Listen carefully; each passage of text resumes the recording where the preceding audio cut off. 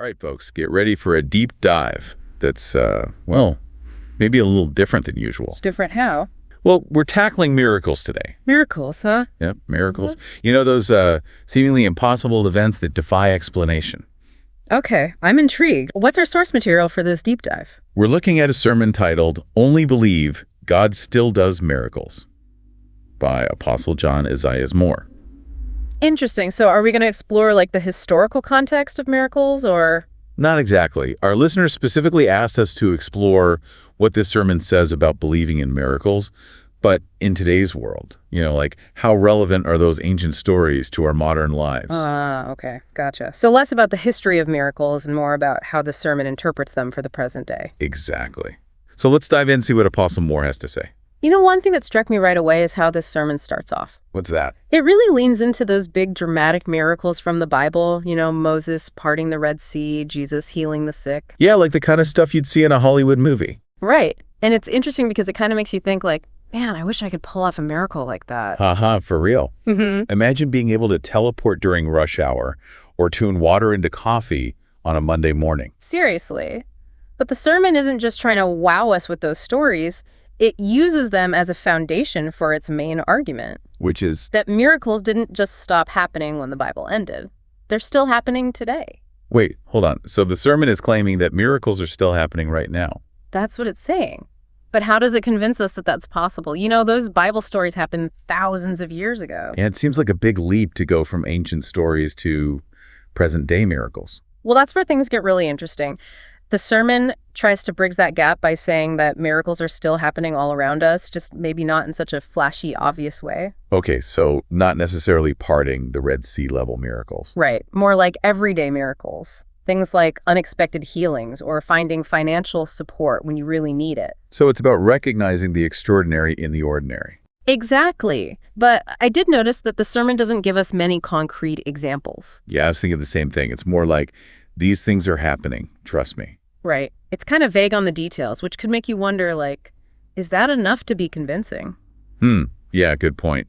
So it's asking for a leap of faith almost. Yeah. You know, fill in the blanks with your own experiences. Exactly. It's relying on your belief rather than providing hard evidence. Okay, so if these modern miracles aren't as obvious as, say, turning water into wine, how are we supposed to even recognize them? Well, according to the sermon, it all boils down to faith. Faith.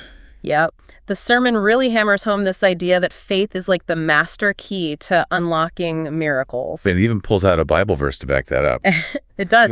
It quotes Mark 11:23, which says, if anyone says to this mountain, go throw yourself into the sea, and does not doubt in their heart, but believes that what they say will happen, it will be done for them. Okay, so believing without a shadow of a doubt. But isn't that easier said than done? Oh, absolutely. We all have those mountains in our lives, you know, those problems, those challenges that feel impossible to overcome. Right, like student loan debt or find a parking spot in the city. Exactly. And that's exactly what the sermon wants us to think about.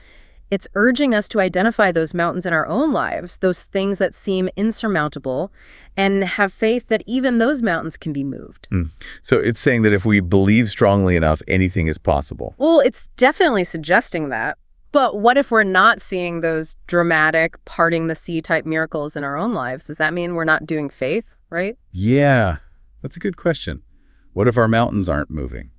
Well, maybe it's not about the size of the miracle. Maybe we're so focused on those grand, impossible feats that we miss the smaller, quieter miracles happening all around us. Like what? Like a perfectly timed phone call, a chance encounter with someone who helps you out, or maybe just waking up healthy and grateful for another day.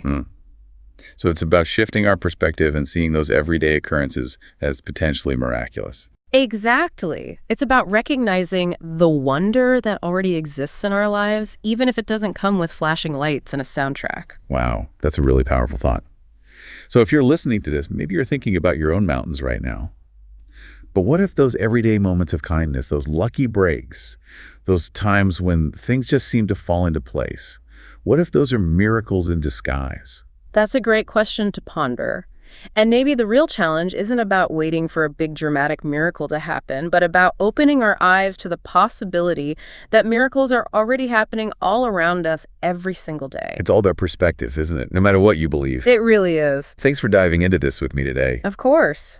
Always a pleasure to explore these big questions. And to all our listeners out there, keep questioning, keep exploring, and keep believing in the possibility of the extraordinary, even in the midst of the ordinary. Well said. Until next time. See you then. All right, folks, get ready for a deep dive that's, well, maybe a little different than usual. It's different how? Well, we're tackling miracles today. Miracles, huh? Yep, miracles. You know, those seemingly impossible events that defy explanation. Okay, I'm intrigued. What's our source material for this deep dive? We're looking at a sermon titled, Only Believe God Still Does Miracles, by Apostle John Esaias Moore. Interesting. So